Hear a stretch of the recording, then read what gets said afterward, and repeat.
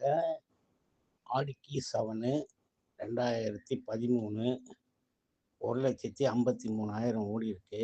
Insurance கிடையாது. Insurance போட்டு குடுத்துடலாம். வண்டி நல்லாயிருக்கும். வண்டி ஃபர்ஸ்ட் கிளாஸா இருக்கும். அடிபடாத வண்டி.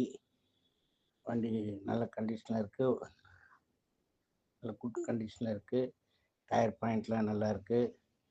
எல்லாமே வண்டி ஃபர்ஸ்ட் கிளாஸா இருக்கும். 4த் ஓனரு. 4950 கேட்குறாங்க.